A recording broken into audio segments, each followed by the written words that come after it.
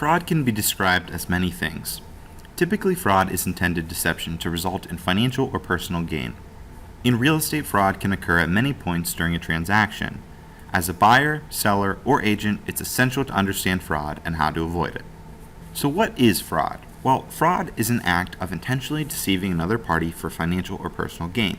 An example would be if you tell a client a property is 5,000 square feet when you know it's only 3,000 square feet. That is fraud. Fraud occurs more often than you may think. Typically, fraud contains an element of intent. For example, one agent may try to manipulate a buyer to make a sale, or one agent may try to manipulate a buyer to increase the asking price. It's all about the intent. Well, what are the different types of fraud? Well, fraud can be split into different sections and types. While we already defined the general term for fraud, it's important to know the different types. So the first form of fraud is called actual fraud. Actual fraud is an intentional misrepresentation of fact, or in plain terms, lying. An example would be if an agent told a buyer that the basement of a property was mold-free when he or she knew full well that it did have mold. Next one is negative fraud. Negative fraud is the act of purposely leaving out information you legally must disclose, or in plain terms, lying through omission. An example would be if an agent was showing a home with a mold problem, and the client asked, "Is that mold? What is that?" And the agent quickly changes the subject and replies, "Hey, check out this sweet fridge." The agent is lying through omission and purposely not mentioning the mold. The next type of fraud is construction fraud.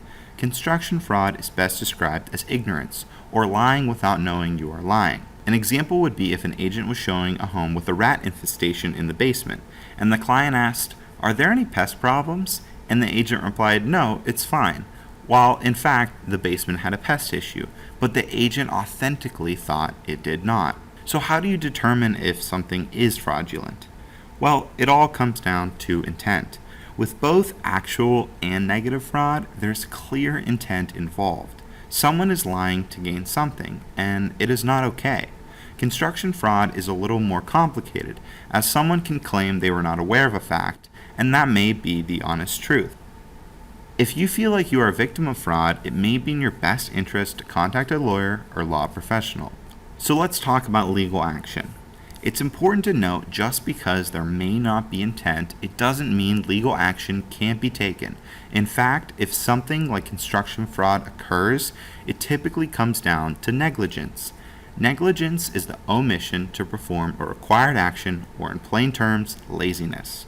As a real estate agent, it is your duty to cover all bases and work in the interest of your clients. Negligence can result in poor reviews, bad business, and most and worst of all, massive legal issues. As an agent, you are representing someone, so you must act in your client's best interest. It's that simple.